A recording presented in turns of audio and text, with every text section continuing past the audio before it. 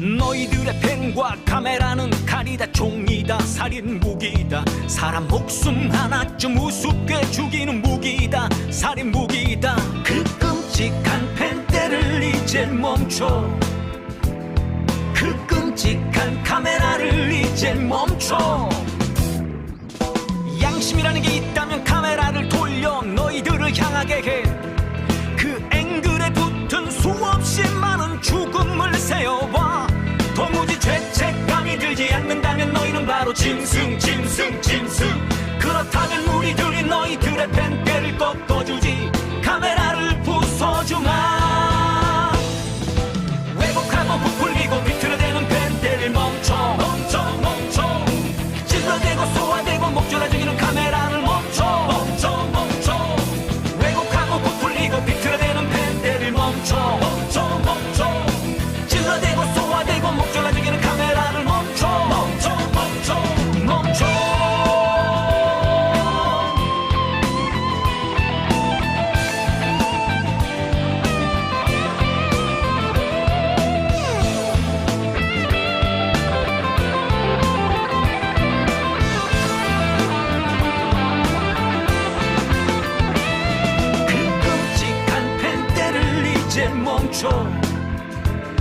그 끔찍한 카메라를 이제 멈춰.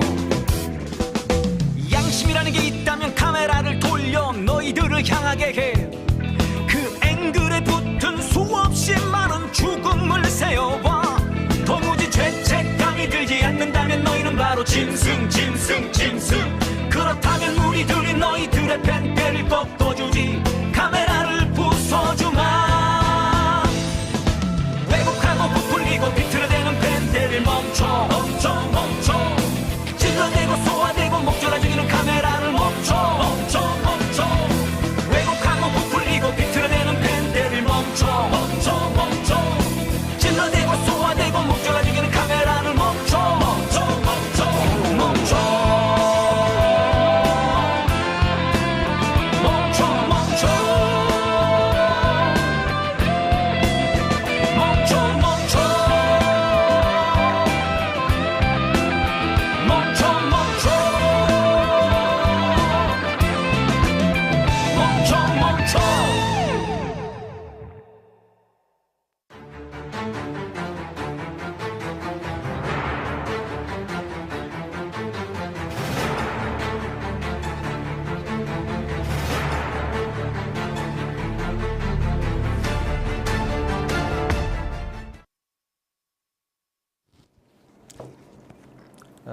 업무 언한 라이브입니다. 전국 비상시국회의 회원 여러분, 또 촛불행동TV 시청자 여러분, 시청해주셔서 감사합니다. 오늘 일부 토크쇼는 이런 주제로 합니다. 류희림은 청부심의, 경찰은 청부수사. 최근 그 방송통신심의원에서 희한한 일들이 벌어지고 있지 않습니까? 그래서 이 주제를 잡았고 오늘 그 패널들을 모셨습니다. 제 옆에 국민대 이창현 교수님 나오셨습니다. 네, 안녕하세요. 반갑습니다. 네. 또 우리 단골 패널 이명재 민들레 대표 나오셨습니다. 안녕하세요. 네, 반갑습니다. 이 교수님은 언론학자시기도 하지만은 방심위원 지내셨고 또 KBS 이사도 지내신 공영방송 전문가십니다. 네, 방심위원은 아니었고요. 방송심의위원회의 특별위원회 이렇게 분과위원이었습니다. 네. 네. 그래서 먼저 이런 질문 좀 드려보고 싶은데요. 방송통신심의위원회 본래 어떤 기구인가요? 일반 시민들이 듣기에는 좀 헷갈리는 부분이 있습니다. 방통위라고도 하고 방심위라고도 하는데요.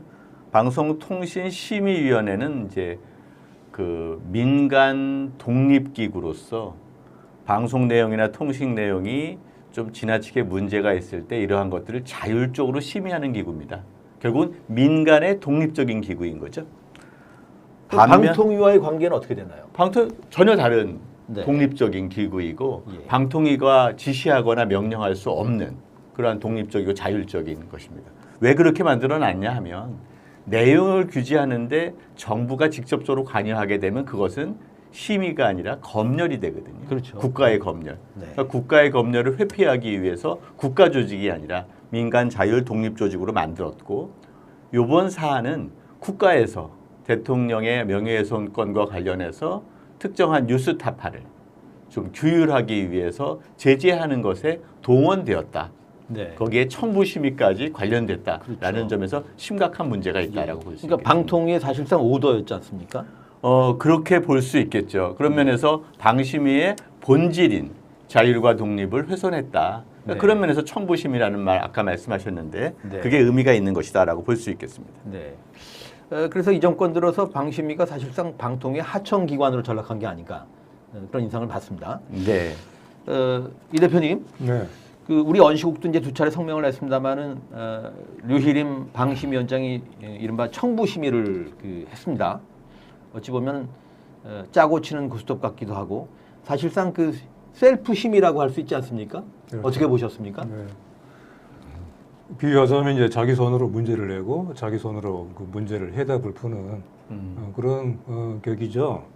그래서 이것은 근본적으로 이번에 이제 문제가 된 뉴스타파 등을 비롯한 징계 조치 자체를 무효로 돌려야 되는 그런 심의 과정이었죠. 한마디로 이거는 어떤 좀 파행이라고 하는 말로도 모자랄 정도로 좀 파렴치한 행위였다. 그렇게 봅니다. 네. 이제 파렴치라는 말이 나왔습니다. 아까 이제 그 방송 시작하기 전에 이 교수님하고 잠깐 그런 대화를 했는데 말이죠. 네. 류희림 위원장을 어떻게 표현할 수 있을까? 그랬더니 이제 그 이 교수님이 뭐 언어도단 얘기도 하시고 제가 뭐 후한무치 얘기도 하고 뭐 일반적으로 적반하장. 네. 그런데 파렴치까지 나왔습니다. 네. 언어의 한계를 느낍니다. 네. 좀 전에 우리 이 교수님 말씀하셨지만은 이제 방송통신심의위원회는 민간 독립기구로서 이상으로 이렇게 애초에 출범을 한 그 의미가 있지 않습니까? 네네. 언론에 대한 이런 일종의 규제 성격의 기구이기 때문에 여기는 고도의 절제와 신중함이 필요한 것이거든요. 그리고 그것의 형식을 사회적인 합의에 의해서 이뤄내야 한다고 하는 이제 그것이 방심위의 그 기구의 출범과 구성에 담겨 있는 어떤 그런 정신인 것인데 결국 이제 지금 벌어지고 있는 일들은 민간 기구를 권영 기구로, 그렇죠. 독립 기구를 하청 내지는 하명 기구로 그렇게 만든 것이에요. 아마 이제 윤석열 정부 들어서 많은 기관들이 파행을 겪고 있는데 그 중에서도 가장 단기간에 가장 급속하게 그리고 가장 철저하게 붕괴되고 있는 기관을 꼽으라고 한다면은 방심위를 꼽지 않을 수가 없다.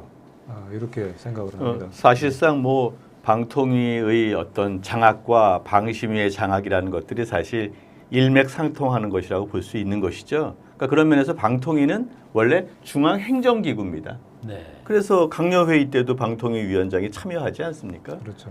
대통령의 뜻, 국가의 방향 뭐 이런 것들 나름대로 방송 정책을 만들어낼 수 있는 것입니다. 네. 그런데 방심위는 그럴 수 없는 것이거든요. 왜?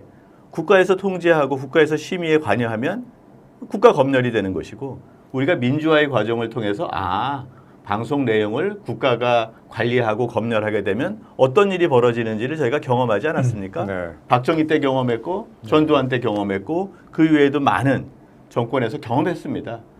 국가 통제를 하면 이렇게 문제가 되고 민주주의가 훼손되는구나라는 경험 때문에 방심위를 민간 자율기구로 만들었고 정말 검열의 형태가 아니라 자율적인 심의로 하려고 노력하고 있는 것인데 그런 사회적 규범을 저는 훼손했다는 점에서 정말 돌이킬 수 없는 잘못을 저질렀다라는 생각이 듭니다. 네.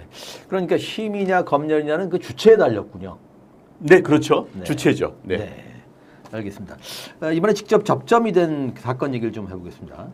아시는 대로 이제 그 류희림 위원장이 이제 청부 심의를 했는데 그 결과 말하자면 그 본인이 해촉 대상이라고 할 수 있는데 해촉 대상인 당사자가 적반하장격으로 야권 추천 심의원 두 사람의 해촉 의결을 주도했지 않습니까?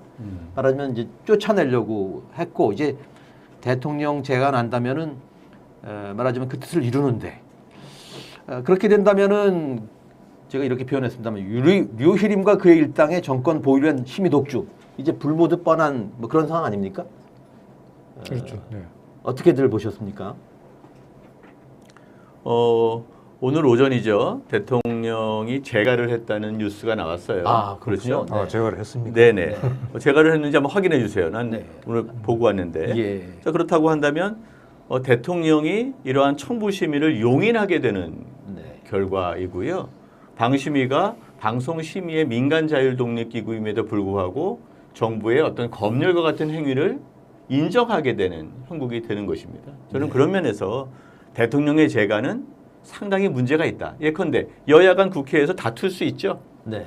뭐 때로는 욕설도 오갈 수 있고 싸움도 하지 않습니까? 그렇다고 해서 다수인 여당이 야당 너 해촉할래 제명할래 할 수 없는 것이 민주주의의 규범인 것처럼 네. 방심위 위원으로 위촉됐으면 여러 사람이 위촉됐고 위원장은 그중에 호선되는 건데 마치 위원장 주도로 해서 야권 이사들을 해촉했다? 야권 의원을 해촉했다라는 것은 이것 또한 언어도단이다라고 예. 볼 수 있겠습니다. 그러니까 과거에 그 국회의원 제명 이런 그 일들이 있었지 않습니까? 네. 그게 연상이 되는 퇴행 같습니다. 아, 그렇죠. 퇴행도 이만저만 퇴행이 아니죠. 네. 지금 현재 이제 이미 4대 1의 구도지 않습니까? 여권 추천이 4명이고 야권 추천이 지금까지 3명이어서 오늘 재가가 났다면은 이제 1명이 되는 거죠. 그렇죠. 4대 1에 이미 이제 이걸로도 뭐 거의 압도적인 우위 여권 우위 구도인데 이것이 점점 더 심해지겠죠. 마침 이제 지금 대통령이 재가를 했다고 하는 2명의 옥시찬 의원과 김유진 의원 두 사람은 또 대통령 추천 몫이지 않습니까? 네. 근데 만약에 대통령이 또 후임 의원을 인선한다 그러면 이제 6대 1이 되는 것이죠. 자, 이건 단순하게 수적인 우위뿐만은 아니라 그 내부에서의 최소한의 견제, 최소한의 문제제기 자체가 봉쇄되는 거겠죠. 그러나 이번에 옥시찬 의원과 김유진 의원이 내부에서 위원장의 이런 파행과 이런 그 기가 막힌 행태에 대해서 문제를 제기하고 거기에 대해서 회의에서 논의를 하자라고 하는 그런 문제제기 과정에서 벌어진 사태였잖아요. 앞으로는 이제 야권 추천위원이 단 한 명만 남는 상황에서 그 같은 내부에서의 최소한의 문제제기, 최소한의 제동 자체가 거의 불가능한 상황이 되겠죠. 네. 그래서 이것은 이제 협의 기관이 아니라 일방적인 어떤 독임제 기관처럼 운영이 될 것이다. 네. 그렇게 예상이 됩니다. 네. 그러니까 이제 그런 문제와 더불어 합의의 정신 이게 실종된 거 아닙니까? 합의의 취지가 완전히 무산된 것 아닙니까? 구조적으로. 그렇죠. 이동관 방통위 체제에서 5명의 어떤 위원으로 구성된 방통위가 2인 구조로 의결했던 것들에 대해서 법원에서 많은 제동들이 있지 않습니까? 법정신이라는 게 합의제로 가야 하고 여야 간 추천 등 대통령 추천을 포함해서 나름대로 논의를 해서 결정을 해야 되는데 2명이 그것도 대통령 추천 2명이 결정한 것은 법원에서도 문제가 있다고 보았을 때 방심위가 이렇게 편향적으로 특정한 정파 집권 여당만이 가지고 있는 위원들 중심으로 운영이 된다면 이 또한 헌법적 정신, 법률적 가치 이런 것들에 크게 훼손이 온 것이다. 네. 이미 사이렌을 울려야 될 때가 됐다라고 봅니다. 네. 그럴 뿐더러 나중에 방심위 뭐 심의랄까 결정이 사법부에서 제동이 걸릴 수 있겠습니다. 그렇죠. 근데 그건 이제 그 나중의 문제이죠. 네. 지금 이제 그런 걸 의식하지 않고 마구 밀어붙이고 있는 것이죠. 지금 이제 여당과 대통령 추천 위원들의 임명은 신속하게 이루어지고 있는 반면에 야당 추천이나 국회에서 대체로 여당 몫이라고 생각되지 않는 위원의 임명은 지금 지연되고 있어요. 예를 들면은 지금 최선영 교수라고 하는 국회에서 추천된 의원이 국회에서 국회의장 추천이었죠. 벌써 몇 달이 지났지만은 여전히 계속 지금 안 되고 있습니다. 맞습니다. 이렇게 이제 법에 의해서 규정이 된 최소한의 절차조차도 지키지 않으면서 일방적인 여당 추천의 여당 우위의 구도가 더욱더 강화되고 있는 것이고요. 그리고 저는 또 다른 한편에서는 이제 방송심의위원회가 사실상 징벌기구가 되고 있다라고 하는 점을 들 수 있을 것 같아요. 가령 이번에 뉴스타파와 관련된 MBC 이제 그 인용 보도된 몇 군데 방송사에 대한 그 징계의 수위는 지금까지 전례를 찾아보기 힘들 정도의 중징계였지 않습니까? 네, 맞습니다. 그렇죠. 지금까지 방심위가 출범한 지가 2008년 이후에 15년을 지금 맡고 있지만 사실 그동안에 이런 법적인 중징계는 딱 한 건이었던가요? 제 기억에는 그랬던 것 같아요. 근데 유림 위원장으로 들어오고 나서 지금 불과 5개월도 안 된 상황에서 이번에 징계가 몇 건이었죠. 어떻든 이것은 정말 그야말로 전례가 없는 일이에요. 그래서 이런 심의 절차의 문제도 있지만은 이제 규제 수위가 대폭 강화됨으로써 징벌 기관에 되고 이제 문제가 있다라고 그리고 가짜라고 스스로 그렇게 단정하는 보도에 대해서는 철퇴를 내리는 네. 이런 징계들이 그야말로 일사천리로 내려질 것이다. 네.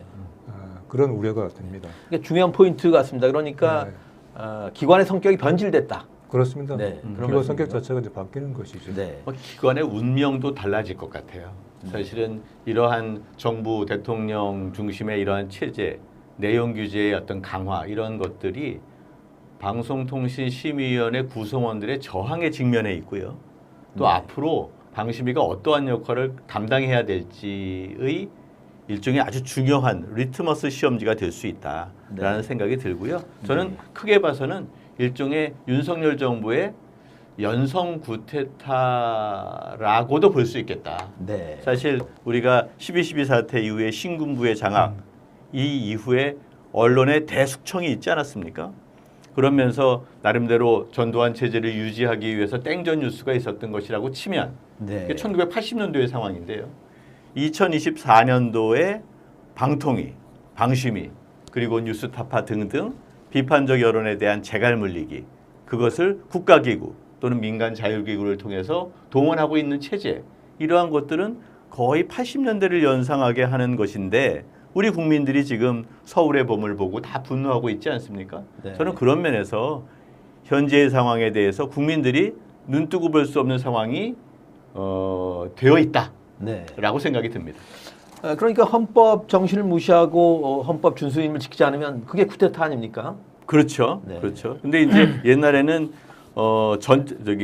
탱크를 동원한 네. 군사력을 동원한 군사 쿠데타였죠. 근데 이제는 사법권, 행정권 이런 것들을 동원하고 있는 눈에 보이지 않지만 쿠데타의 효과가 나타나서 정권을 재연장하려고 하는 체제, 네. 그를 위해서 언론을 통제하는 체제, 현상은 똑같다는 것입니다. 네. 그러니까 그런 면에서 정치학자들은 전 세계적으로 이러한 현상, 즉 선출된 권력이 법적인 권한을 가지고 민주주의적 여러 장치들을 제어하고 정권 재창출을 하려고 하는 형태, 이런 것들이 이른바 연성 쿠데타라고 한다면 한국의 현상도 그의 다름 아니다 라고 볼 수 있다는 것이죠. 어떻게 보십니까? 네, 언론에서의 쿠데타이다.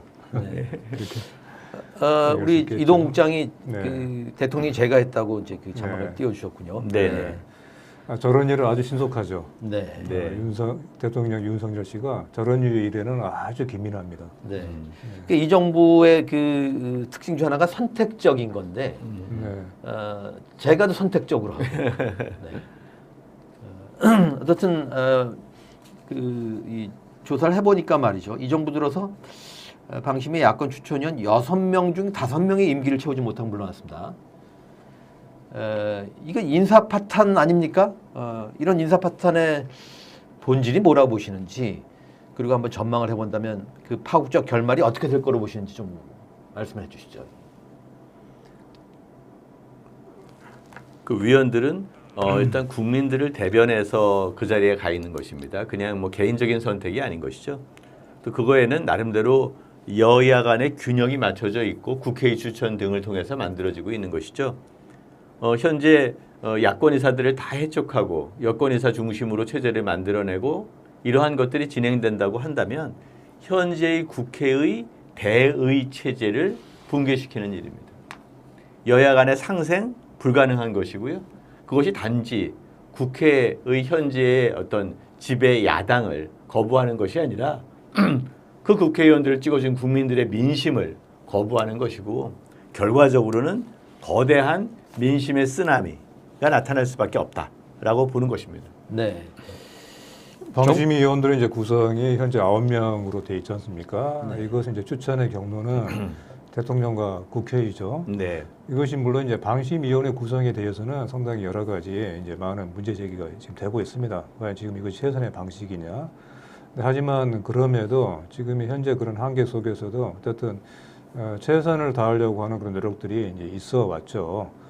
그런데 지금 이제 지난 8월, 작년 8월에 유일임 위원장의 그런 임명으로부터 또 사실 이제 그 전에 정현주 위원장의 강제 축출이 있었죠. 그렇죠. 네네.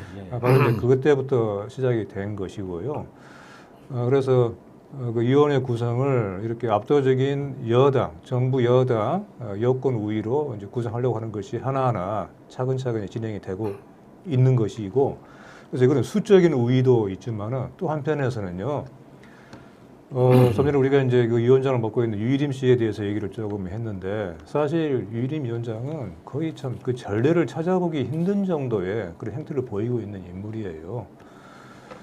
과거에 방심위원장 또는 방심을 맡았던 사람 중에 상당한 논란을 낳았던 사람들이 있긴 했지만은 지금의 유일임 위원장과 같은 행태를 보였던 사람을 찾아볼 수 있었을까 물어본다면은 사실 그런 비슷한 사례를 찾아보기가 참 어려울 정도입니다. 그래서 이것은 저 유일임 씨가 방심위원장으로서 또 방심위원장을 떠나서 하나의 공공기관의 수장으로서 적격한 사람이냐에 대한 질문을 던질 때 부적격하다 이 정도가 아니라고 봐요. 부적격이 아니라 반적격이다. 예, 부적격과 반적격은 분명히 다른 차원의 것이죠. 네. 그 같은 인물이 사실 그 위원장으로 들어올 때부터 애초에 분명한 목적과 각본을 가지고 있었다. 그렇게 생각을 하고요. 지금 그래서 벌어지고 있는 일들은 어떻게 보면 작년 8월 정현주 위원장의 축출과 유일임 위원장의 임명의 강행 때부터 상당 부분 예견돼 왔던 네. 그런 방식과 내용이다. 그렇게 봅니다. 네. 저는 이걸 나아가서요. 하나만 더 말씀드리면은 방심위원회가 이제 이런 그 언론, 특히 공영방송에 대해서 갖고 있는 역할은 일종의 삼권의 분립의 체계를 본다면은 사법부의 역할이지 않습니까? 심의하는 것이죠. 네. 그 어떤 이 법의 집행에 대해서 입법과 집행을 하고 그걸 심의하는 것이 사법부의 역할이듯이 공영방송에 있어서 언론에 있어서 일종의 심의하는 역할은 사법부의 기능을 맡고 있는 네, 것이거든요. 그래서 사법부의 기능을 맡고 있는 방심위를 하나의 행정기관의 그 어떤 아까 말씀하셨지만은 하청기관으로 네. 그렇게 만들려고 하는 것에 하나의 지금 그 보이고 있는 모습은 이거 어떤 위원 구성에 있어서의 네. 압도적인 뭐 여당 우위를 넘어서서 거의 이거는 단일한 구조로 만드는 것이다. 그렇게 얘기를 할 수 있겠네요. 그러니까 국가적으로 지금 그 삼권 분립이 그 위기를 맞고 있다면은 이 언론 쪽에서 특히 이제 그 방송 정책이랄까 이런 국면에서 지금 이미 그 위기가 온 거네요. 그러니까 사법부가 이미 행정부처의 그 하청기관을 전락한 그런 셈 아닙니까? 그렇습니다. 약간 이제 언론 제도에 있어서의 헌법적인 삼권 분립 정신에 뭐 이건 훼손 정도가 아니고 삼권 분립 정신의 파괴이죠. 네. 특히 이제 이 국장 그 자료 좀 띄워주시면 좋겠습니다. 방심위의 사무처 구성원 149명, 대략 한 200명이라 보면 절대 다수죠. 4분의 3가량 되는 그 사무처 구성원들이 권익위 제출했습니다. 이해충돌 방지법 위반 행위 신고서. 이 내용을 보면은 류희림 위원장은 이해충돌 방지법 제5조, 또 방송통신심의위원회 임직원 이해충돌 방지규칙 제4조를 위반해서 방심위의 존립 취지를 훼손했고 위원장으로서 갖춰야 할 자격을 상실했다고 이제 언급을 했습니다. 이 교수님, 사무처 구성원 다수가 위원장 권익위 신고를 했는데 이건 어떻게 받아들여야 됩니까? 사실 역대 어떤 행정기구, 어떤 민간기구도 구성원 전체가 위원장을 이런 방식으로 문제가 있다라고 지적한 선례가 없는 것 같아요. 특히 이러한 방심위 같은 조직은 정치적 외풍에서 좀 벗어나 있는 부분이고 구성원들의 자율성, 독립성들이 많이 존중되었기 때문에 그걸 긍지로 살아가는 사람들입니다. 아니 그런데 어떻게 청부 심의를 한 것이 밝혀졌고 그것을 사내 게시판에 올리고 문제 제기를 했으면 사실은 사과하고 재발이 되지 않도록 노력하겠다. 이런 정도로 넘어가야 하는 사안이지요. 법률적인 문제는 논외로 치더라도요. 그런데 거꾸로 누가 한 거야? 라고 경찰 고발하고 아니 위원장이 자기 직원을 고발하는 경우가 어디 있습니까? 그러니까 그런 면에서 저는 깜짝 놀랐어요. 압수수색을 했다고 그래서 위원장 컴퓨터를 압수수색했나? 라고 봤더니 네. 고발자에 그렇죠. 대한 압수수색이었더라고요. 네. 그래서 우리나라 경찰이 어떻게 가고 있는가? 네. 이들은 1987도 안 보고 서울의 봄도 안 봤나? 네. 지금 언제적 경찰로 되돌아가고 있는 것일까? 네. 네. 그래서 저는 이런 생각도 들어서요. 경찰청장 여기 이 방송을 보시는 많은 분들이 또 경찰 가족도 있을 텐데요. 아니 경찰이라는 게 국민의 지팡이고 나름대로 공익신고를 했으면 보호해줘야 되는 것이 우리 법에 명시되어 있고 거기에 청부 사주를 했다고 한다면 심의를 했다면 그 자체 위원장에 문제가 있으면 그 내용을 압수수색을 해도 시원치 않을 판국에 이런 식으로 가는 것도 민주주의의 퇴행 속에서 권력기구의 퇴행이 속도가 빠른데요. 검찰 퇴행하고 있죠. 이미 퇴행의 핵심 주체가 되어 있는데 경찰도 그런 판도로 휩쓸려가는 것이 저는 되게 아쉽습니다. 네. 그리고 나중에 역사가 판단할 것 같습니다. 그러니까 민중의 지팡이라고 흔히 하지 않습니까? 네네. 이 지팡이가 거의 풀잎처럼 누웠지 않습니까? 아까 1987 얘기하셨습니다만 그 영화를 보면은 그 영화에 나오는 이제 검사 네네. 하정우가 맡았던 그렇죠. 서울지검의 공안부장이가 그런데 네. 경찰청 지금 말하면 이제 차장격인 사람이 서울지검 공안부장을 잡아오라고 그래요. 맞아요. 그랬던 시절도 있었지 그렇죠. 않습니까? 예. 그런데 하여튼 이 검경 수사권 뭐 분리랄지 어쨌든 경찰 독립을 좀 우리가 도모하던 시절도 있었습니다만은 권력 앞에서 그러니까 민주주의가 유지되려고 하면 권력기구와 함께 이들이 각각의 균형 있는 상호 견제가 필요하다고 봅니다. 검찰과 경찰 당연히 상호 견제해야 되고요. 상호 비평해야 되는 것이죠. 그리고 그러한 상호 비판은 자기 이익이 아니라 국민들의 이해, 국민들의 어떤 알 권리 이러한 측면에서 나름대로 기능을 해야지 기능하지 못하면 민주주의의 퇴행을 자초하는 것인데 저는 이번 이 사태를 보면서 경찰의 퇴행 이거 정말 눈뜨고 볼 수 없는 일 아닌가라는 생각까지 들게 되었습니다. 네. 이 대표님, 네. 윤석열 정권의 경찰이 지금 언급한 대로 류 위원장의 공익 제보자 색출에 협력해서 네. 방심위를 이제 압수수색했지 않습니까? 네. 정작 류희림의 청부 심의에 대한 수사는 이제 외면하고 의혹의 당사자인 그를 편드는 선택적 청부 수사를 한 거로 볼 수 있지 않습니까? 그렇습니다. 근데 이제 비유하자면은 원시국의 성명에서도 그렇게 얘기를 했고 했던 것처럼 뭔가를 이제 도둑을 신고했더니 도둑을 잡으려 가지 않고 오히려 신고자를 색출하려고 하는 그런 행태가 벌어지고 있는 것이죠. 달리 말하면은 문제의 원인과 뿌리가 있는데 그 원인과 뿌리를 놔두고 어떤 격가지 잎사귀를 지금 잡겠다고 나서고 있는 것이죠. 그야말로 아주 전형적인 본말 전도이죠. 본말 전도. 네. 오늘 사자성어가 아주 풍년입니다. 네. 본말 전도, 적반하장, 네. 뭐 언어도단. 네. 그러니까 지금 이제 경찰이 보이는 행태로 좀 연장해서 얘기를 하자면은 사실 지금 경찰의 이제 비판을 받고 있는 것 중에 또 하나 지금 대표적인 것이 야당 대표에 대한 정치 테러, 살해 기도에 대한 너무나 부실한 수사지 않습니까? 네. 그래서 이것은 저는 그렇게 얘기를 하고 싶어요. 애초에 사건의 성격이 이재명 대표에 대한 살해 시도에서 사건에서 경찰에 의한 부실 수사 사건이다. 그 사건의 성격이 이제 바뀌어 버렸다. 네. 그렇게 얘기를 하고 싶은데 그와 같은 부실 수사가 또는 적반하장의 수사가 지금 방심에 대한 수사에서 그대로 지금 재현되고 있는 것이죠. 네. 예. 저는 이태원 참사까지 소급하고 싶습니다. 그때도 경찰 책임 문제가 있었지 않습니까? 네, 맞습니다. 네. 예. 근데 아무도 뭐 사과도 책임도 처벌도 받지 않았지 않습니까? 네, 사실 이제 예전에 몇 년 전에 있었던 검경의 이런 그 기능 조정에 대해서 국민들이 많이 경찰을 응원했지 않습니까? 네. 그만큼 경찰이 명실상부한 국민의 경찰로 거듭나기를 또 그럴 수가 있는 권한과 또 권한에 비례한 그런 어떤 자긍심을 갖게끔 국민들이 응원해 준 것인데 지금 경찰이 보이고 있는 형태를 보면은 사실 그 같은 우리의 국민들의 응원이 참 과연 정말 제대로 된 것이었을까? 참 씁쓸한 일이죠.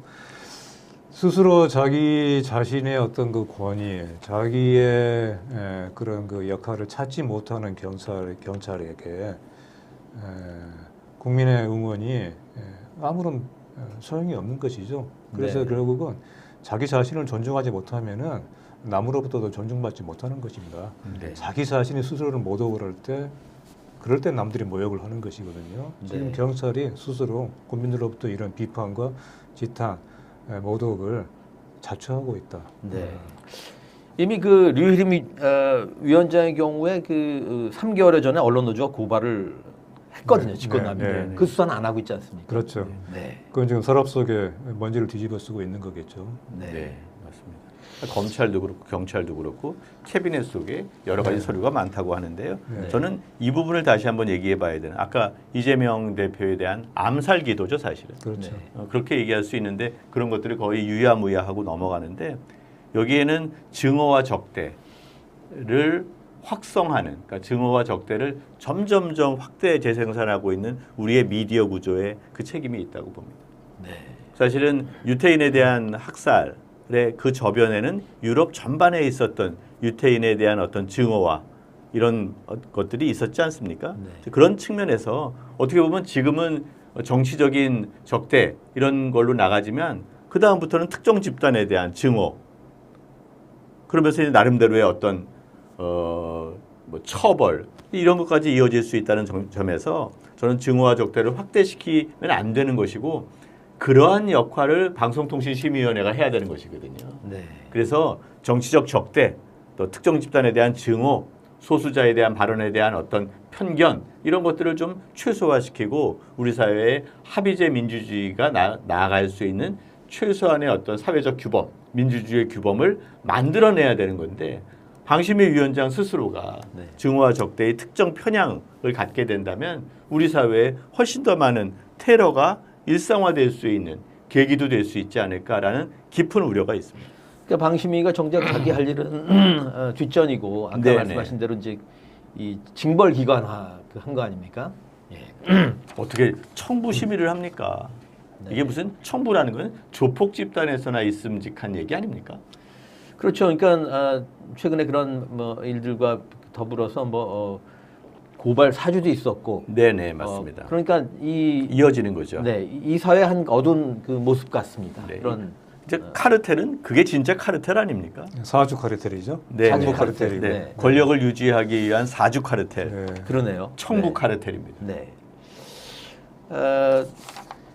그 방심위 사무처 구성원들이 류 위원장을 이제 이해충돌방지법 위반으로 권익위 신고했을 뿐더러 방심위 노조가 그 조합원 대상으로 조사를 했더니 말이죠.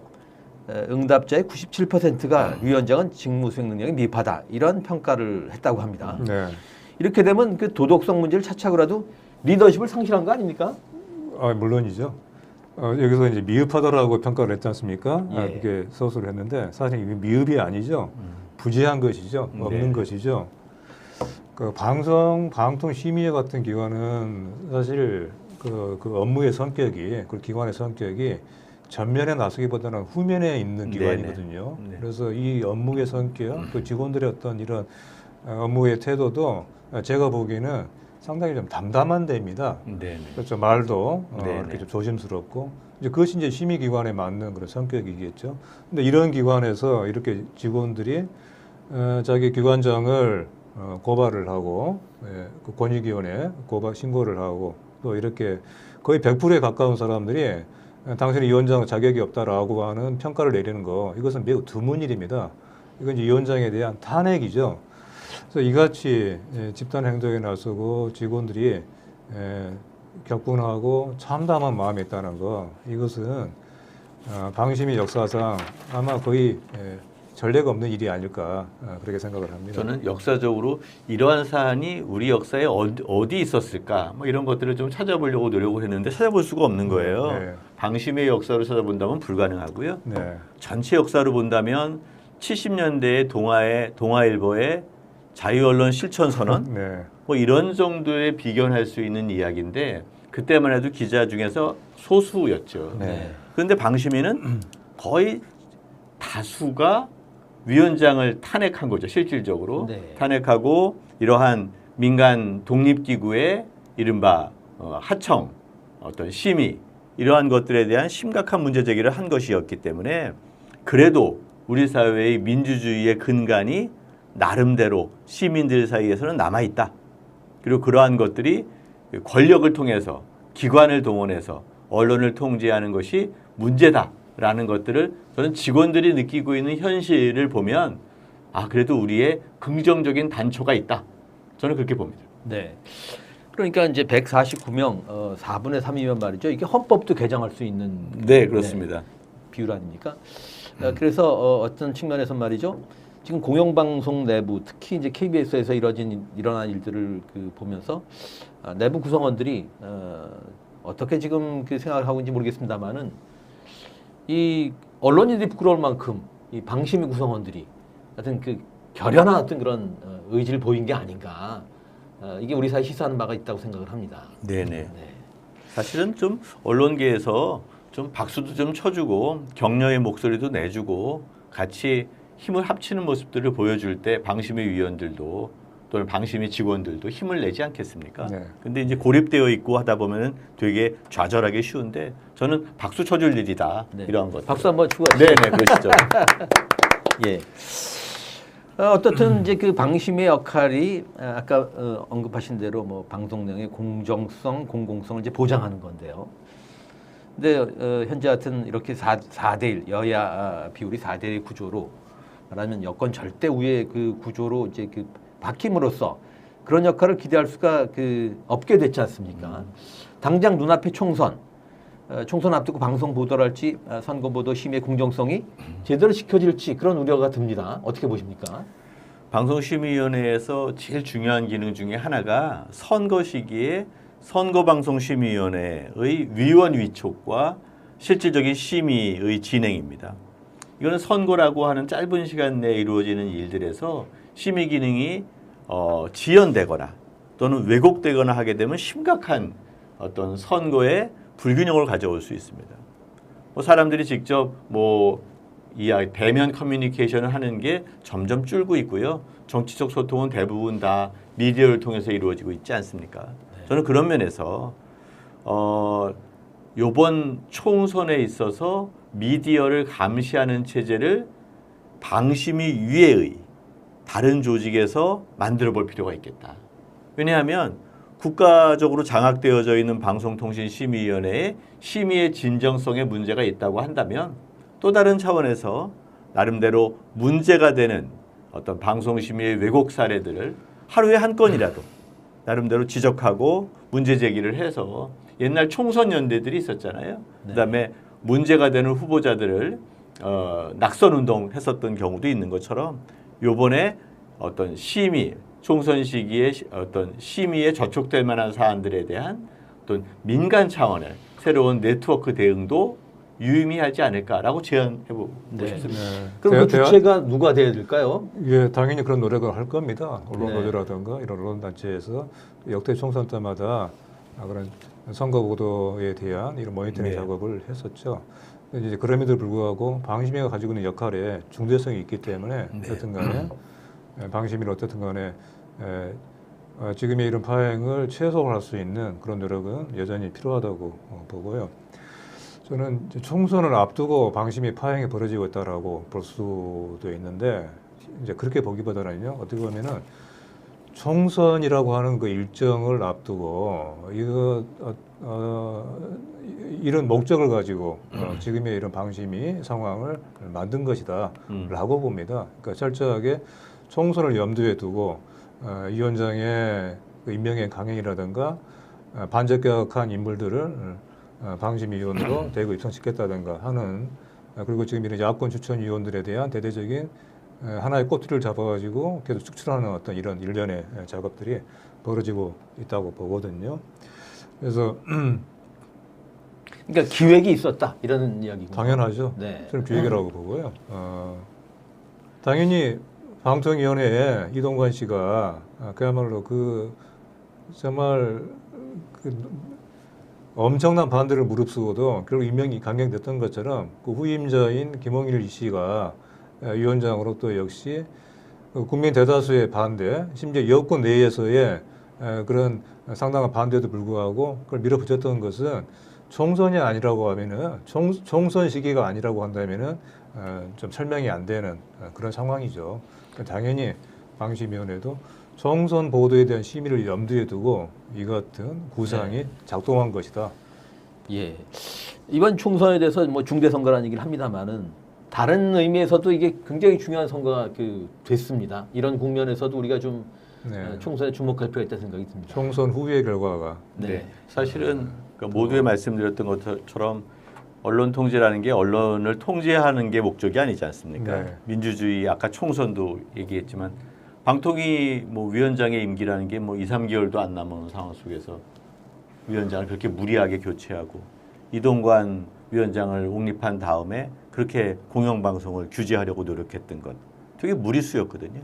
그게 바로 이제 총선의 시간표 속에서 어쩔 수 없는 조바심이었다라고 저는 생각하고요. 그런데 이번 총선이 어떤 의미가 있느냐를 다시 한번 저는 언급하고 싶은데요. 윤석열 정부의 민주주의 퇴행 이것을 막을 수 있느냐, 막을 수 없느냐. 그래서 다시 1987 이전의 시대로 되돌아가느냐, 그렇지 않느냐. 저는 거기에 어떤 중요한 계기가 될 것이라고 생각하고요. 이번에 민주주의의 퇴행을 막지 못한다면 우리의 이 대한민국의 미래는 정말로 어둡다라는 점에서 이번 총선이 민주주의의 퇴행을 막는 것이어야 하고 그 이전에 나름대로 민주진영의 언론계에서 역할하시는 분들은 선거 시기의 언론의 왜곡에 대한 어떤 사회적 감시, 시민적 감시의 역량을 최대화시켜야 되겠다. 네. 저는 이렇게 봅니다. 네. 그러니까 의회 내 다수파가 아닌데도 불구하고 지금 여당이 소위 이제 거부권, 통치, 정치, 또 무슨 시행령 통치 이렇게 의회 무시를 하고 있지 않습니까? 근데 의회 다수파가 된다고 하면은 사실상 삼권 분립이 무색해지는 그런 상황이 될 거로 볼 수 있지 않습니까? 네. 이 대표님 총선 관련해서 혹시 좀 이 맥락에서 좀 벗어나더라도 좀 하실 말씀이 있으신가요? 한국에 있어서 이제 총선 역대 이런 큰 선거, 총선이건 대선이건 중요하지 않은 선거는 없었죠. 그런데 하지만 이번 총선은 특히 이제 그 중에서도 그야말로 중차대한 선거이다. 이것은 어떤 한 정권, 한 정부에 대한 신임 불신임을 떠나서 이 나라의 운명에, 나라의 미래에 대한 어떤 그런 시험대이다. 그렇죠. 그렇게 생각을 합니다. 그래서 이거 총선 결과는 단순하게 어떤 윤석열 정부에 대해서 퇴행을 막느냐 못하느냐 이거를 넘어서는 대한민국이라는 나라 자체가 앞으로 과연 정상적인 하나의 국가로서 기능을 할 것이냐. 어떻게든 나라 자체가 망하지는 않겠죠. 하지만 대한민국이라는 나라가 세계에서 상당히 선진국으로 진입했다라고 평가도 상당히 받고 있는 그런 나라가 과연 2024년이 아니라 다른 어떤 시대로 돌아갈 수도 있는 그런 어떤 나라 자체의 성격을 바꿔버릴 수가 있는 그런 선거라고 생각을 해야 되겠다. 네. 그렇습니다. 더욱이 최근 북한이 한국을 주적으로 같은 규정을 하고 이러면서 심지어 전운이 감돌고 있지 않습니까? 네. 정확히 말하면 이제 북한이 한국 남한을 주적으로 간주했다기보다도 북한이 남한에 대해서 그 같은 긴장을 고조시키게 만들고 있는 것이죠. 그렇죠. 남한과 한국의 동맹국이라고 하는 하지만 사실상 한국은 실질적으로 군사적으로 지배하고 있는 미국에 의해서 미일에 의해서 어떤 한반도의 긴장이 조성되고 있고 어떻게 보면은 북한은 그 어떤 한반도의 이런 긴장 상황 속에서 북한이 그동안 쭉 보여왔던 그런 지금까지의 그런 행태를 이번에 상당히 좀 높은 수준에서 보여주고 있는 것이다. 그래서 문제의 원인은 어디에 있는가 하는 것을 좀 바로 봐야 될 것 같고요. 저는 사실 상당히 염려가 돼요. 지금 이미 남한의 정부의 이제 국방의 책임자의 입에서 나오는 이제 말들이 상당히 마치 전쟁을 바라고 있는 것처럼 그런 언사들이 나오고 있지 않습니까? 그래서 근데 저는 이것이 단순하게 어떤 그 뭐랄까 말의 엄포라든가 말의 허세 이런 것만은 아닌 것 같다라는 생각이 들어요. 좀 먼저 얘기를 드리자면은 사실 어떤 그 파시즘 국가가 갖고 있는 특징 중 하나는 재난의 정치학이라고 할까 하는 것이 있거든요. 그러니까 재난, 사회적인 재난과 큰 어떤 그 비상 사태는 그 권력을 공고히 하는데 그리고 그 비상 사태로 하는 어떤 그것을 기회로 하는데 상당히 그 좋은 좋은 어떤 그런 계기가 됩니다. 바로 이제 그런 점을 노리고 있는 것이라고 의심하지 않을 수 있는 상황들이 상당히 많이 지금 전개되고 있고 총선을 앞두고 더욱더 이게 높아지고 있거든요. 그래서 지금의 이런 남북간의 긴장을 과거와 같은 식으로 단지 그냥 지나갈 것이다. 그렇게 낙관적으로 봐서는 안 되는 상황이 지금 벌어지고 있다. 저도 대표님 말씀에 그렇습니다. 전적으로 동의하는데요. 네. 사실은 적대와 증오의 말이 증폭되면 어떤 일이 벌어질까? 정치계에서는 정치인의 테러가 벌어집니다. 국가 간에는 전쟁이 벌어지는 것이죠. 이스라엘과 팔레스타인의 적대와 증오의 어떤 미디어 뉴스가 사실은 이스라엘 내부의 가자지구 침투라든지 전쟁 이런 것들을 통해서 많은 민간인의 학살들을 만들어내고 있는 거랑 동일한 거죠. 이재명 대표에 대한 암살 테러 기도.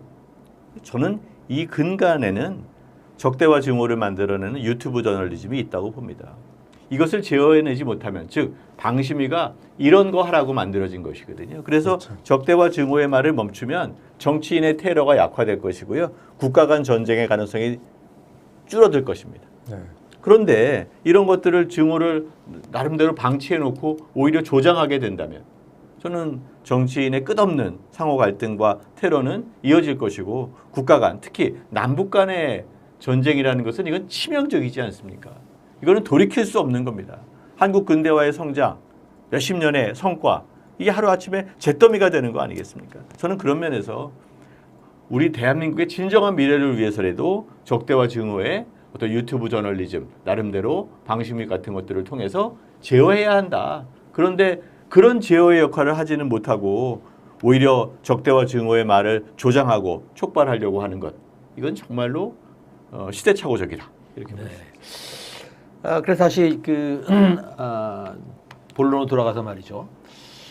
이런 맥락에서 방심위 사태가 앞으로 어떻게 전거될 거로 내다보시는지. 가령 방심위원장은 이게 탄핵 대상도 아닙니까? 아니죠.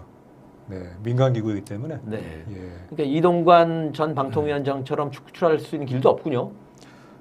글쎄요, 전례를 본다면 이제 정현주 위원장의 물론 이제 그는 부당한 축출이었지만은 해임이었지만은 해촉이죠.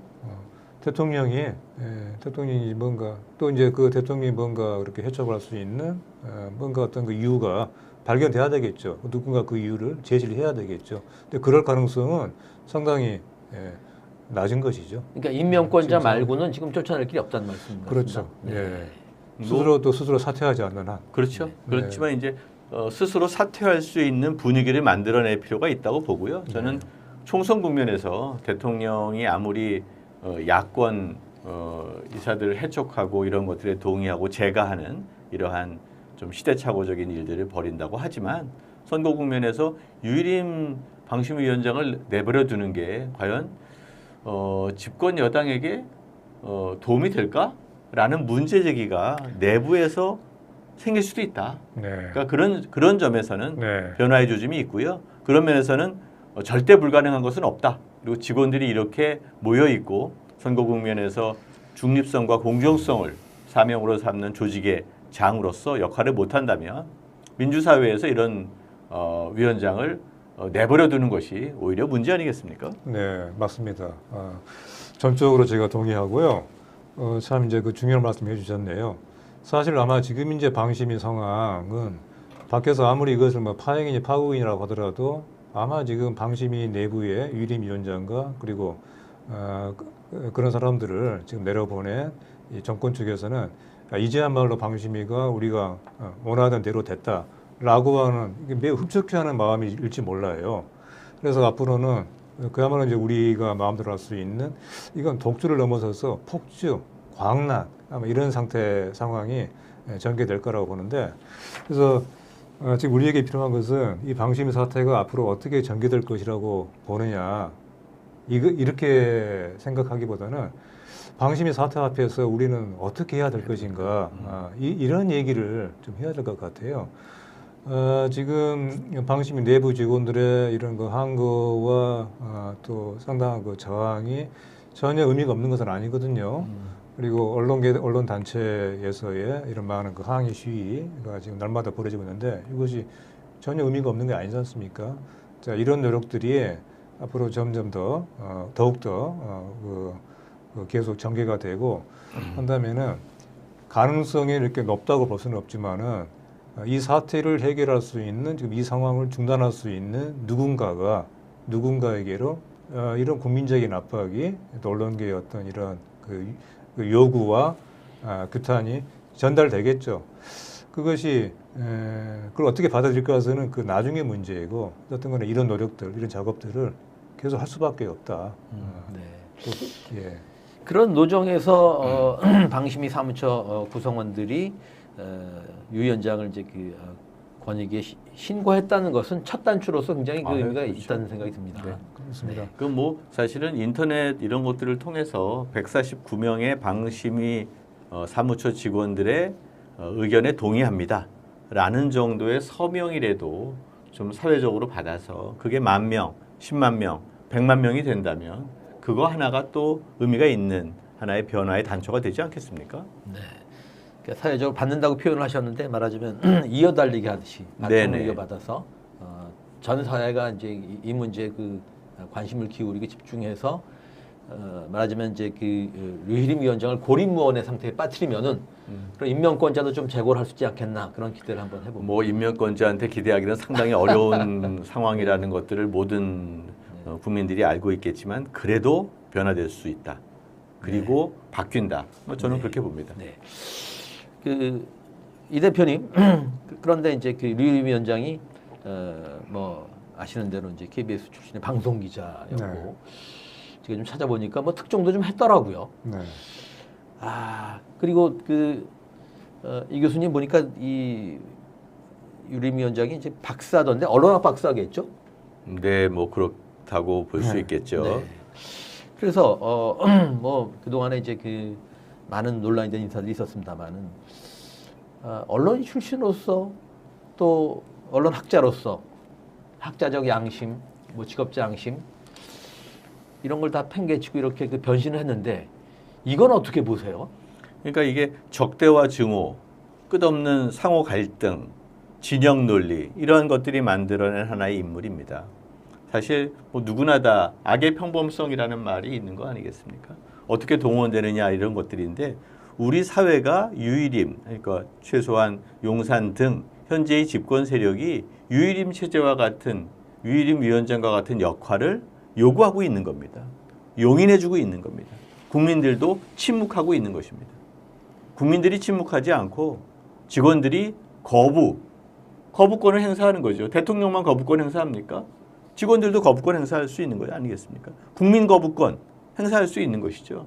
이런 체제로 이러한 사람들은 더 이상 방송심의위원회와 같은 중립적인 자율독립기구의 장으로서 역할을 할 수 없다라는 여론이 조금 더 높아지게 된다면 저는 누구도 이 사람을 계속 유지시킬 수 있다고 얘기하기 힘든 상황이 될 것이고 그런 것들을 만들어내는 게 이 언시국의 이러한 유튜브의 역할 아닐까 생각합니다. 네.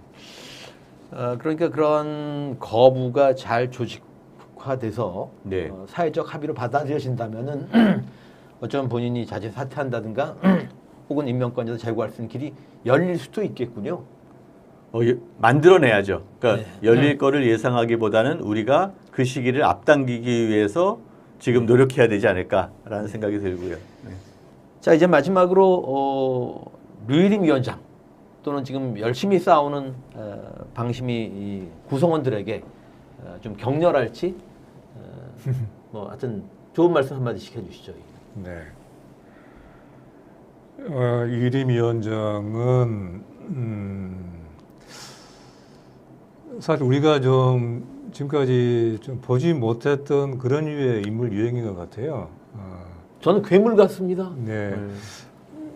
네, 저는 여기서 뭐 유일임 위원장 개인에 대해서 그런 그 개인에 대한 평가를 하기보다도 도대체 무엇이 이런 사람을 이런 인간 유형을 만들어냈을까? 이건 또 전적으로 그 개인적인 차원만은 아니거든요. 이제 그런 점에서 우리 사회가 하나의 어떤 그 새로운 어떤 질문을 받고 있다. 우리 언론계가 이 같은 인물이 지금 나오게 된 것에 대해서 우리 언론계의 하나의 또 한국 사회에 대해서 하나의 작은 단면을 보여주고 있다. 이런 생각이 좀 들고요. 그래서 한국 사회 이로부터 언론계가 상당한 교훈을 얻어야 되겠다. 이런 생각이 일단 듭니다. 저는 일단 유일임 위원장에 대해서 이 한마디만 해주고 싶네요. 방송을 심의하기 전에 자기 자신부터 심의해라. 이런 얘기를 해주고 싶고요. 우리 방심위 직원들에게는 또 좀 더 좀 얘기를 좀 해드리고 싶은 게 있는데 사실 지금 방심위 사태를 지금 지켜보는 많은 사람들은 아마 그럴 겁니다. 야, 이런 방심이 필요한 것이냐, 차라리 방심위를 폐지하라 하는 얘기를 하고 싶을 거예요. 그런데 방심위를 폐지해서는 안 되는 이유, 방심위가 그래도 존속돼야 되는 하나의 이유를 보여주고 있는 것이 방심위 직원들이라고 봅니다. 방심위 직원들이 보여주고 있는 이런 그 작게는 자신들이 일하고 있는 일터를 지키려고 하는 노력. 근데 이것은 단순하게 일터를 지키는 것이 아니라 우리 언론제도의 한 기능, 한 축을 수호하려고 하는 그런 또 그 모습이거든요.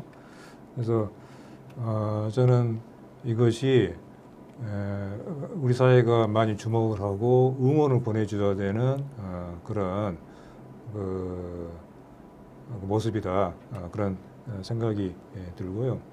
어쨌든 간에 어떤 그 하나의 위기는 그 기회라고 하는 말이 있는 것처럼요. 방심위가 지금 출범 15년을 맞이하고 있는 상황에서 여전히 지금도 방심위가 사실 어떤 확고한 이상 그리고 어떤 방심위가 어떤 그 역할을 해야 되는지에 대해서 저는 여전히 상당히 많은 최우주할 부분들이 있는 상황이라 생각합니다. 그런 상황에서 맞닥뜨린 지금의 사태, 이것을 전화위복의 계기로 삼기 바라고, 그래서 방심위가 하고 있는 일의 본령이 무엇인가에 대해서 한번 스스로 이런 그 고초와 시련 속에서 돌아보는, 그러면서 더욱더 견고해지고 탄탄해지는 그런 계기로 삼기 바란다. 그리고 이것을 우리 사회가, 특히 언론계가 많이 주목해주고 응원을 해줘야 되겠다. 그런 말씀을 좀 드리고 싶네요. 네. 네. 이 교수님 마무리 발언 해주죠. 만약에 KBS의 사장이 낙하산 사장이 오고 특정한 앵커들이 내려가고 또 진행자들이 바뀌고 했을 때 KBS의 조직원들이 무엇을 했는가라고 한번 돌이켜보면 KBS에 큰 변화가 없었던 것 같아요. 그냥 사장 바뀌고 내용 바뀌고 앵커 바뀌고 다 바뀌어도 구성원들의 사회적 목소리는 없었던 것 같습니다. 한두 명 제작진들이 거부를 행사했고 했지만 크게 뉴스가 안 됐어요. 저는 그런 면에서 KBS는 과연 현재의 국면에서 제 역할을 다하고 있는가? 라는 것들에 대한 시민적 평가를 할 것입니다. 그것이 후일 KBS를 어떻게 리셋하느냐라는 측면에서 방향이 만들어지는 것이겠죠. 거기에 비한다면 옛날에는 KBS에서 언론노조 운동이 얼마나 강했습니까? 민주화의 하나의 중요한 핵이었지 않습니까? 그런데 이번엔 전혀 문제가 없는데 방심위 직원들이 나섰다. 권익위를 통해서 정말 박수 쳐줄 일이고 격려할 일이고 그리고 또 그 힘든 고초에 대해서 나름대로 공감해 줄 필요가 있다고 봅니다. 민주주의의 변화는 각각 어떤 주체가 어떻게 나서느냐에 따라서 방향이 달라진다라고 보는데요. 저는 그런 면에서 KBS 좀 더 역할 제대로 해야 되는 것 아닐까? 왜? 사회적으로 많은 사회적 책무를 주고 권한을 줬지 않습니까? 우리가 저널리즘의 시대에 얼마나 많이 존중해 줬습니까? 그런 측면들을 만들어내야 되는 것이고 지금 방심위의 직원들이 149명 정말 엄청난 숫자인데요. 이 직원들이 제대로 된 목소리를 낸다면 방심위의 위상도 앞으로 더욱 강화될 수 있는 측면들이 존재한다라고 얘기합니다. 자, 수신료 윤석열 정부가 전기료 병과를 없앰으로써 위기를 맞았습니다. 방심위도 위기입니다. 그 다음에 KBS의 수신료를 어떻게 할 것인가 라는 것들은 결국 지금 구성원들의 학위에 따라서 방향이 달라질 수 있는 것처럼 방심위도 차라리 없애버리자라고 하는 나름대로의 여론도 없지 않아 있지만 그럼에도 불구하고 또는 그럴수록 방심위의 역할이 나름대로 필요한 것이 아닌가라는 생각이 듭니다. 민주주의를 퇴행을 막으려면 언론이 나름대로 역할을 해야 되고요. 견제를 해줘야 된다고 생각합니다. 언론이 견제하지 못한다면 민주주의의 퇴행을 누구도 먹지 못하고 우리는 정말로 어느 공무원이 얘기했던 것처럼 개돼지와 같은 국민으로 전락할 수가 있다라는 생각이 들어서 저는 방심위의 사태가 작은 일이 아니다. 우리 민주주의를 또 새롭게 바꿀 수 있는 또 다른 저항의 중심이 될 수도 있겠다라고 봅니다. 네. 그럼 오늘 이렇게 좀 이색적으로 맞춰보겠습니다. 제가 방심위 이 사무처 구성원 여러분 그러면 셋이 파이팅 하는 거 네. 해보시죠. 방심위 사무처 구성원 여러분 파이팅! 파이팅입니다. 네, 오늘 방송 마치겠습니다. 두 분 감사합니다. 네, 알겠습니다. 자, 이제 수고하셨습니다. 2부에는 함세웅 신부님, 우리 전시국의 상임 고문이시기도 하신데 라이브 인터뷰가 있습니다. 이따 뵙겠습니다.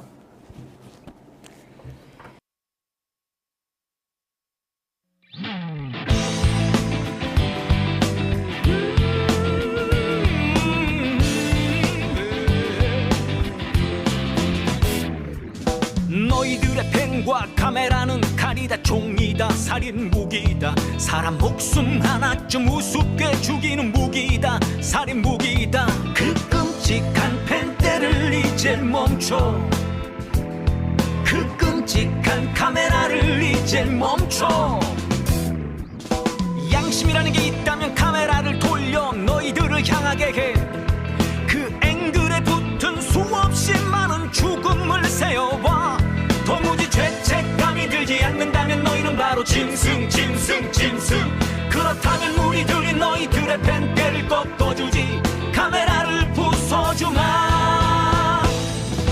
왜곡하고 부풀리고 비틀어대는 펜대를 멈춰 찔러대고 쏘아대고 목줄라 죽이는 카메라를 멈춰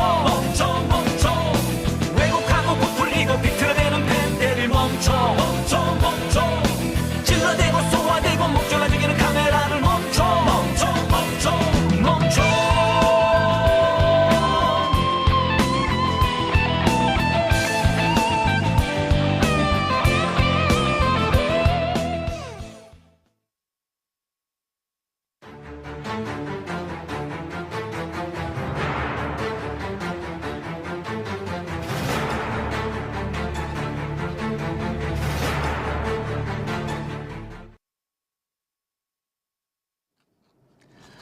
업무한 라이브 2부 라이브 인터뷰 시간입니다. 오늘은 우리 전국 비상시국회의 상임 고문도 맡고 계시는 함세웅 신부님을 모셨습니다. 어서 오십시오. 반갑습니다. 네, 반갑습니다. 보니까 최근에 이제 그 평전이 나왔더군요. 김삼웅 선생이 쓰셨던데 제목이 정의의 길 세계 십자가 맞습니까? 네. 북 콘서트도 하신다고요? 네, 27일 그러시군요. 오후 2시에 네. 합니다. 이제. 어느 미디어에서 그 소개한 걸 보니까 신부님을 영원한 청년 이제 이렇게 그 제목을 뽑았더군요. 그동안 뭐 사제이자 또 사회운동가로 평생을 사셨는데 신부님을 이런 길로 이끈 힘이랄까 동력은 뭡니까? 제가 신앙인이니까 돌이켜 생각해보면 역시 하느님 뭐 믿음인 것 같아요.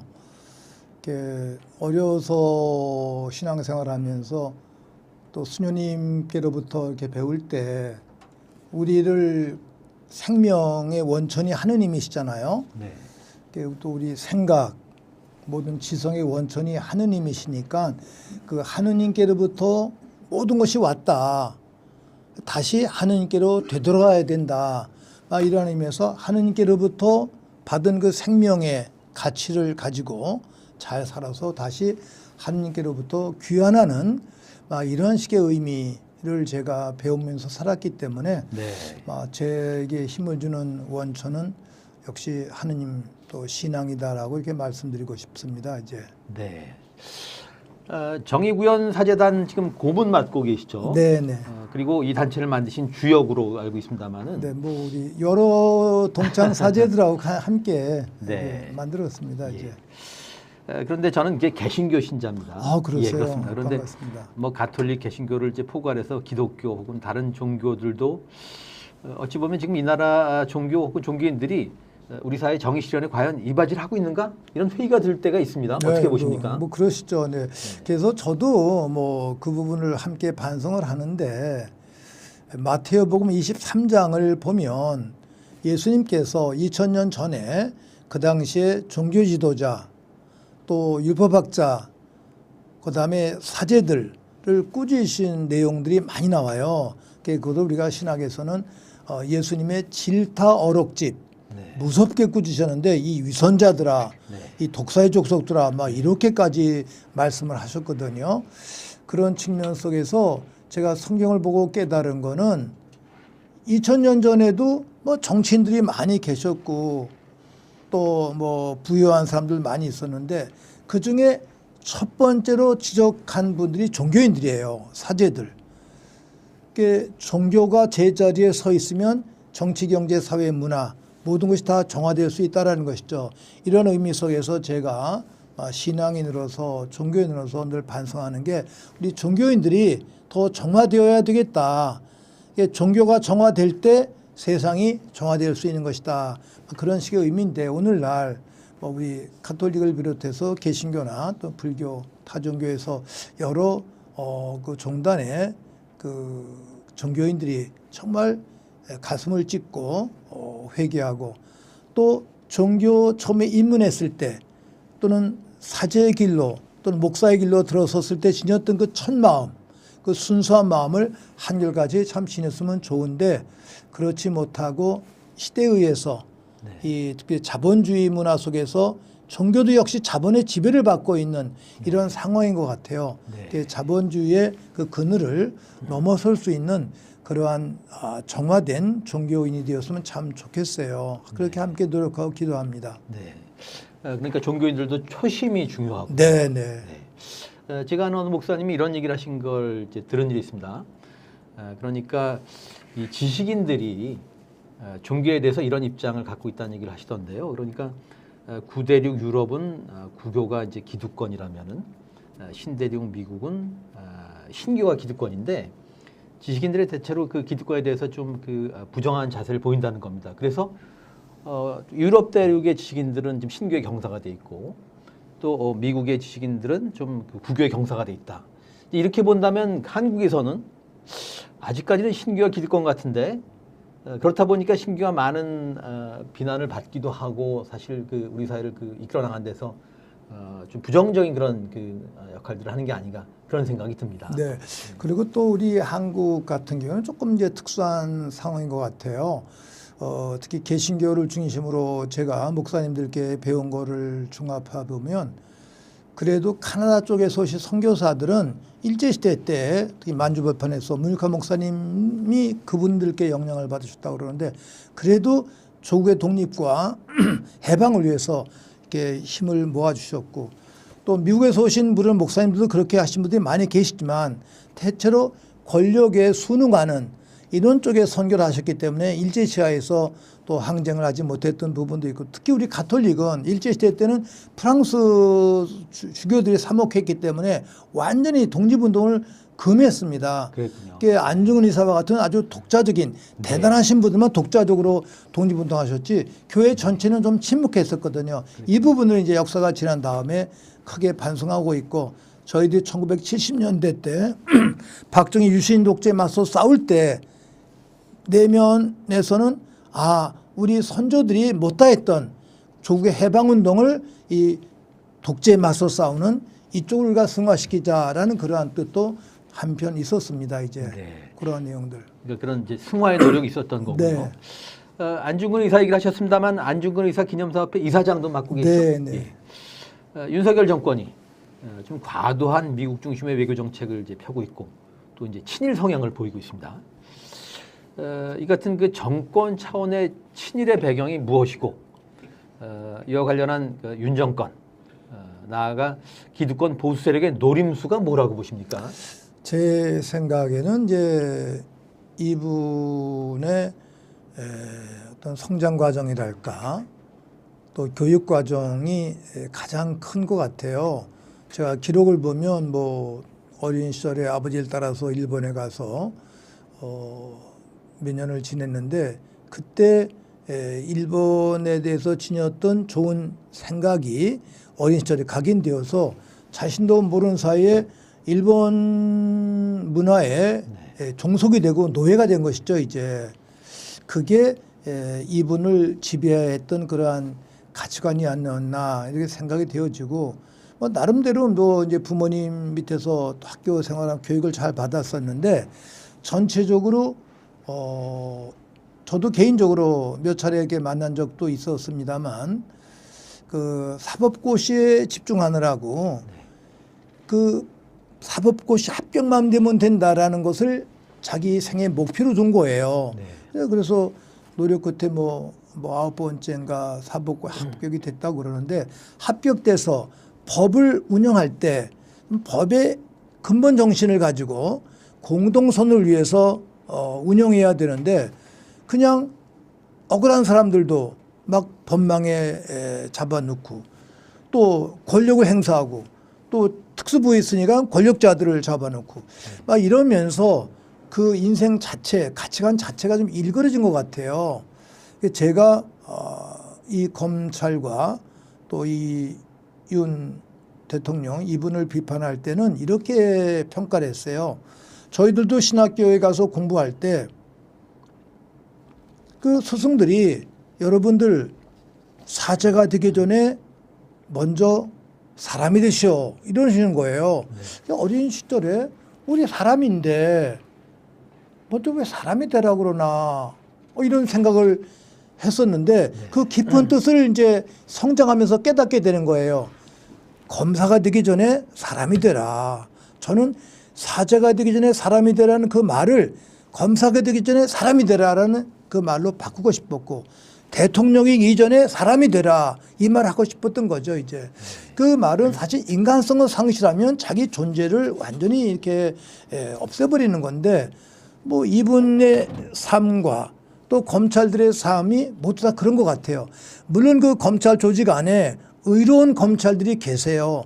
저는 그 의로운 검찰에게 희망을 둡니다. 이제 소수의 의로운 검찰들 그분들이 법을 잘 뭐 집행하시면서 또 검찰 조직을 이끌면서 우리에게 희망을 줄 수 있겠죠. 그러나 그 안에 소수의 이 특수부 검사들은 그 검찰 조직을 망가뜨렸을 뿐만이 아니라 사람들을 법의 노예로 만든 거예요. 그래서 예수님께서도 2000년 전에 사람이 법을 위해서 있는 것이 아니다.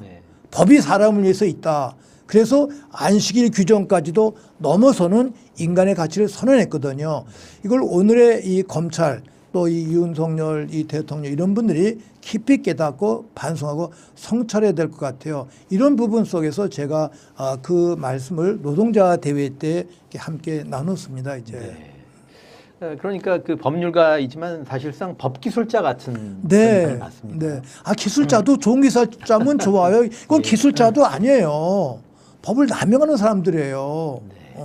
기술은 아름답지 않습니까? 이제 이건 기술자들도 아니에요. 그냥 막 정령하는 거예요. 이 법치주의를 강조하지만 사실 법치주의라는 게 권력을 통제하기 위한 예, 법에 예. 따라서 예. 그 통치를 하라는 건 텐데 자신을 향해서는 들이대지 않고 약자랄 그게 바로 성서 말씀에서 자기 눈에 있는 들보는 보지 못하면서 남의 눈에 있는 티끌만 본다. 이게 이 위선자야. 이렇게 예수님이 말씀하셨거든요. 전형적인 그 위선자들이죠. 이제 이런 사람들. 참 슬픈데 저는 여러 차례 이 말씀을 나눴습니다만 이런 이 검찰의 이 횡패, 이 독재가 우리 한국 현대사에 있어서 마지막 우리가 넘어서야 할 장애물인 것 같아요.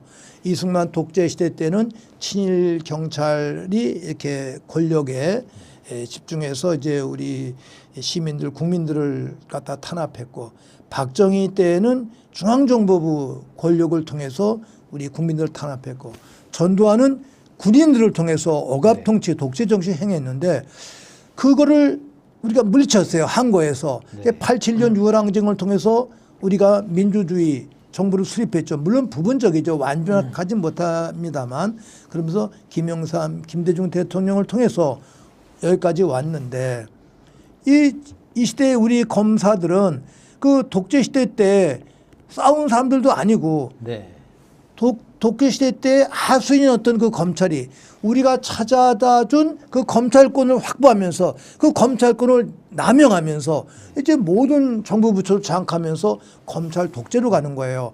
이 부분을 우리가 참 아픈 마음으로 슬픈 마음으로 단연하게 끊어버려서 이 다음 세대는 정말 완벽한 민주주의 사회 공동체를 일으켜야 되겠다. 그런 염원과 함께 노력하고 있고 저는 뭐 이게 한 80% 이상은 우리가 이룩했다고 생각을 합니다. 이제 나머지 20% 우리가 노력하면서 이 4월 선거에서 우리가 이 무도한 이 검찰 이 독재 정부의 하류들을 정말 제거했으면 참 좋겠어요.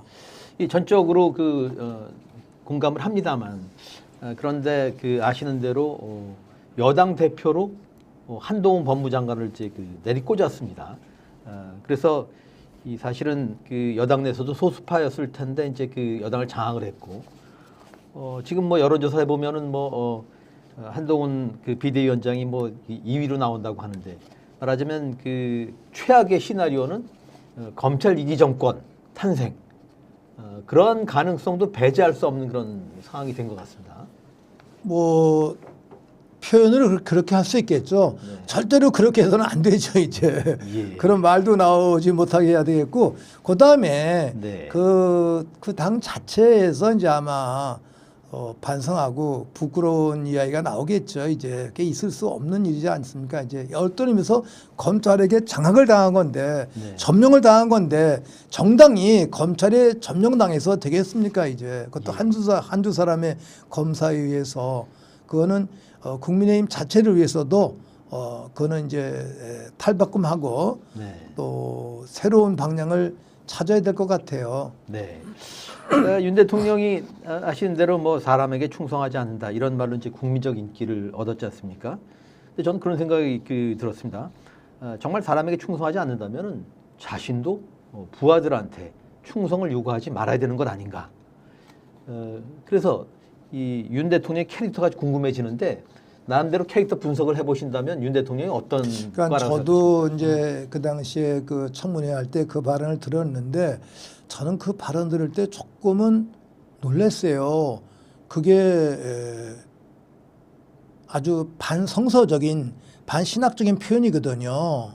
근데 그 시대 우리들이 지성이랄까 시대 정신이 미숙했기 때문에 그 부분을 포착을 못한 거예요. 사람에게 충성을 해야죠. 누구에게 충성을 해요? 사람에게 충성하는 것이 부모에게 충성하는 것이고 그게 하늘에 충성하는 것이거든요. 이 동학사성에서 인내천이라는 게 그런 거고 또 하는 사람을 눈에 보이는 사람을 사랑해라. 그래야 눈에 보이지 않는 하나님을 사랑할 수 있다. 눈에 보이는 사람을 사랑하지 아니하면서 눈에 보이지 않는 하나님을 사랑한다는 것은 거짓말쟁이다. 이게 성서 말씀이거든요. 근데 이렇게 큰 내용들을 저희들이 그 당시에 놓쳤던 거죠. 그냥 그 당시에는 박근혜에 대한 그 탄핵이란다. 여기에 좀 검사가 노력을 했고 또 시대 분위기가 그렇기 때문에 언론인들도 아마 분명히 알았을 거예요. 근데 그 내용을 스쳐 지나갔었는데 그 상당히 위험한 발언이고 그게 바로 조직폭력배의 생각이에요. 조직폭력배의 생각입니다, 이제. 근데 그런 거를 우리가 그 당시에 정봉하지 못했고 질타하지 못했던 그 대가를 우리가 치르고 있는 것이죠. 그게 제가 성서적으로 표현한다면 제대로 응전하지 못했다면 그에 대한 대가와 보석을 치러야 된다. 그래서 그렇게 발언한 그 당시에 윤석열 검찰총장을 지적하지 못했던 그 시대적인 저희들의 미숙함의 우리가 지금 당하고 있는 것이다. 이런 보석의 의미로 저는 해석을 하고 있습니다. 이제 네. 깨달아야 될 것 같아요. 예. 윤석열 대통령의 퇴진을 여러 차례 이제 그 언급을 하셨는데 뭐 짐작이 갑니다만은 윤석열 대통령이 퇴진에 대한 이유 한 3가지만 꼽아주시죠. 아까도 말씀드렸습니다만 기본적인 인간성, 인간의 가치, 인간에 대한 존중 이 부분이 결여되어 있는 거예요. 이런 부분을 제가 저 가슴 아프게 생각하고 그다음에 이분이 말만 열면 뭐 자유, 공정 그런 단어를 쓰는데 공공성의 가치, 공허의 가치가 없는 거예요. 그는 개인의 염원이 있다 하더라도 내가 공동의 가치를 위해서 개인의 염원을 양보할 수 있는 것. 이것이 바로 공공선인데 이분은 자기 개인의 생각과 욕심을 공동선과 막 일치시키면서 강요하는 거예요. 그건 강압이거든요.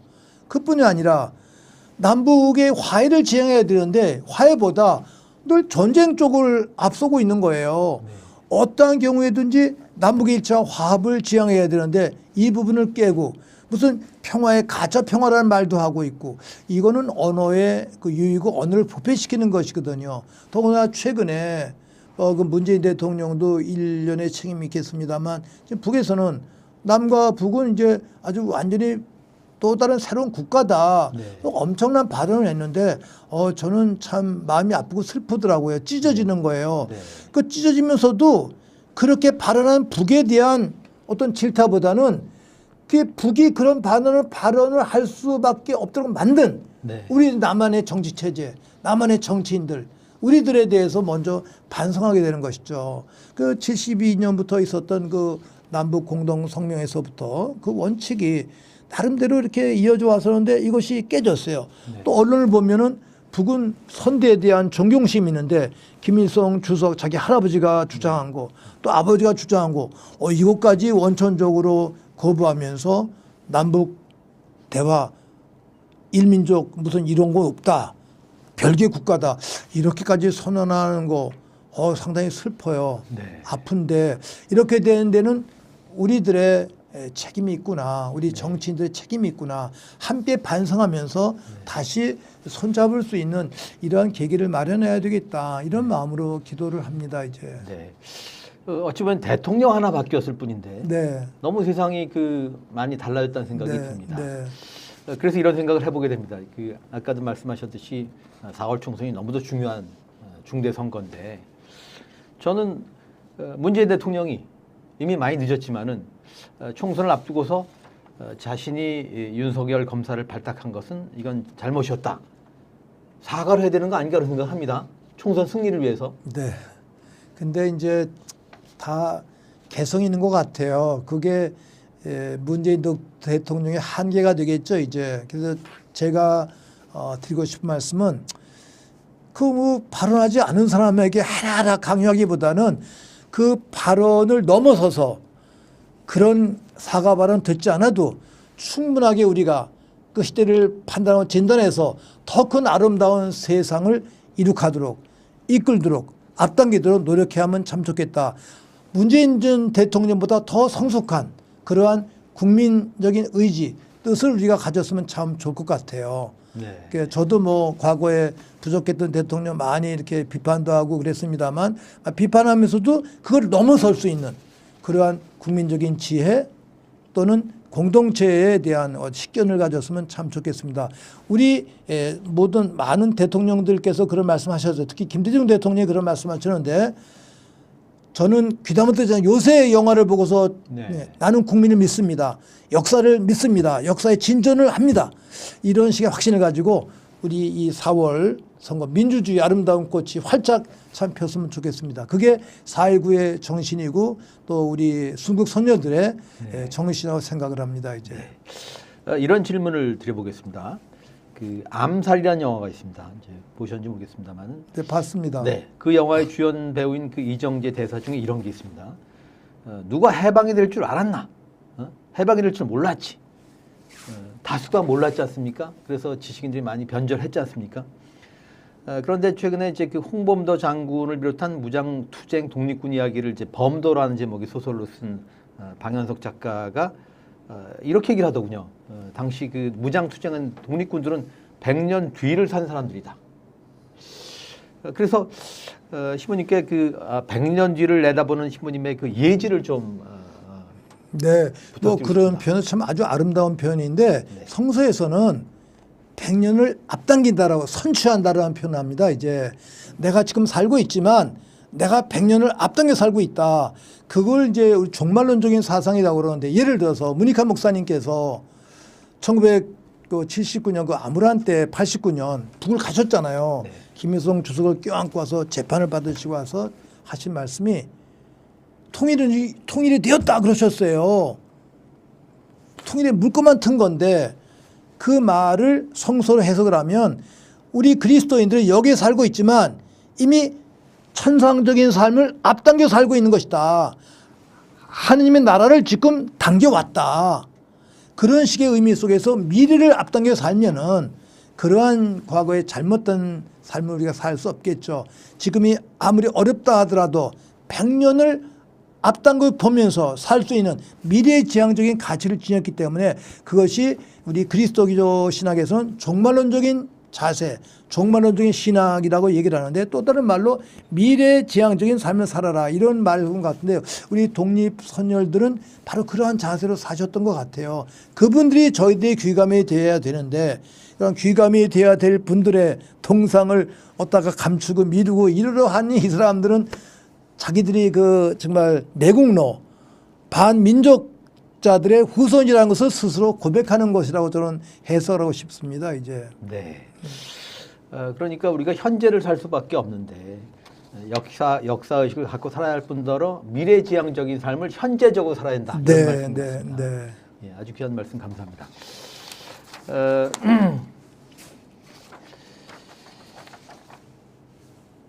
저희가 이제 언론 비상시국회이다 보니까 언론을 그 가까이서 지켜보시고 또 많은 문제의식을 갖고 계실 것 같아서 언론 또는 언론인에 대해서는 어떤 그 말씀을 주시고 싶은지 그런 말씀을 좀 들어보고 싶습니다. 제가 이제 74년에 유신 때 그 박정희 독재와 맞설 때는 언론은 잘 몰랐어요. 그 당시 이제 동아가 역할을 좀 많이 했고 뭐 조선도 부분적인 역할을 했었는데 그때 이제 동아일보 기자, 동아투이 기자들, 뭐 중앙일보에도 또 아주 신선한 좋으신 분들이 많이 계셨는데 그런 분들을 볼 때 우리 영역이 아니니까 대단한 분들이다 생각을 했어요.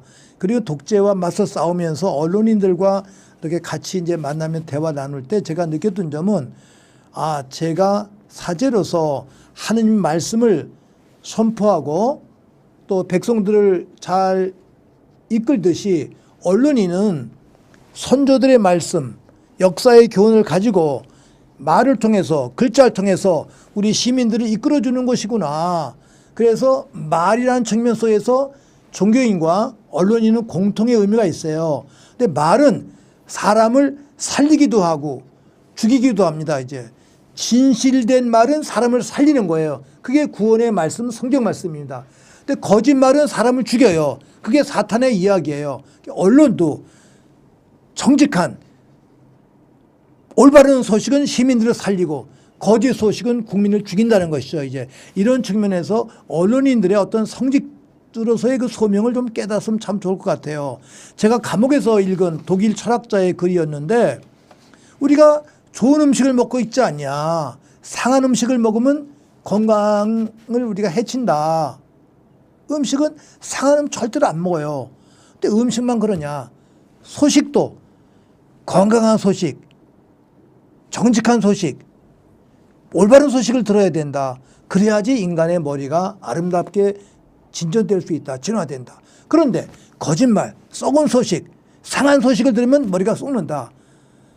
그게 독재자들은 늘 거짓 소식을 전해주는 거예요. 그게 독일 히틀러 정권의 프로파간다 정책이었는데 독재 시대 때 그렇습니다. 그런데 이 언론인들이 깨어나지 못하면 본의 아니게 그 독재자들의 썩은 역할을 하는 거예요. 썩은 음식을 제공해 주는 거예요. 특히 오늘 우리들 이야기는 이른바 조중동, 이 썩은 소식, 거짓말 소식을 주면서 국민들의 머리를 썩게 하고 역사를 썩게 하고 현실을 썩게 하는데 그런 의미 속에서 우리 건강한 삶을 살기 위해서 건강한 역사를 이룩하기 위해서 이러한 거짓 언론은 우리가 정말 퇴치해야 된다. 이런 확신을 가지고 제가 노력하고 있는 것이죠, 이제. 네. 예. 이제 그 시간이 얼마 남지 않았습니다만은 어떻든 한마디로 민주주의 위기를 다시 맞았습니다. 이 위기를 어떻게 통과해야 할지, 당장 눈앞의 총선 어떻게 치러할지 나름의 지혜를 좀 들려주시죠. 뭐 지혜보다는 뭐 저도 함께 생각하면서 염원으로 갖고 기도를 하고 있는데 제가 이제 한 50여 년, 올해가 참 천주교 정의구현 정수사재단 발족한 지 50년, 네. 또 작가회의도 50년, 민초학년도 50년, 네. 또 동아일보 맞습니다. 자유언론소 50년. 아주 그래서 은총의 해예요. 74년이. 그러네요. 50년은 성서에서 희년이거든요. 그렇죠. 그래서 유신 긴급조치 1호가 발동된 그때부터 50년 올해 기적의 희년을 만들어야 되겠다. 그런 마음으로 제가 기도를 하는데 이 선거에 대한 내용이나 이런 집근은 우리 결의들이 잘 선택하실 거예요. 이런 나름대로 선택할 때. 근데 제가 또 한편 다른 의미에서 성경을 보면은 나이가 든 분들이 고백하실 때 야, 참 그놈이 그놈이다. 또 세상이 허무하다. 돌아가실 때 모든 어른들이 인생 허무하다고 그러거든요. 그와 같이 저도 50년을 보면 어떤 때 정치가 허무한 게 있어요. 아무리 노력해도 안 되는 거예요. 야, 이렇게 허무하거나. 그러면 이 허무를 넘어서서 더 큰 초월의 가치를 우리가 찾아야 되는데 그 초월의 가치가 양심에 기초한 그러한 식의 가치. 또는 순국 선열들, 민주화와 남북 일초 화해를 위해서 애쓰셨던 그런 선현들의 그 가치. 그 가치를 가지고서 우리가 투신해야 되겠다. 그런 마음으로 우리가 선거에 임해야 되지 않을까. 그렇다면은 우리 모두가 염원하는 그 아름다운 결과가 꼭 확인되리라. 이게 확신을 하는 것이죠. 이제 이번 선거에서 어쨌든지 이 무도한 검찰에 대한 역사적 또는 국민적, 시민적 심판이 꼭 있어야 된다고 생각하면서 염원하고 기도하고 호소하고 있습니다. 이제. 네. 같이 염원하겠습니다. 네, 고맙습니다. 오늘 고맙습니다. 감사합니다. 자, 함세웅 신부님 모셨습니다. 여러분 시청해주셔서 고맙습니다. 감사합니다. 수고하셨습니다. 네, 고맙습니다. 고맙습니다.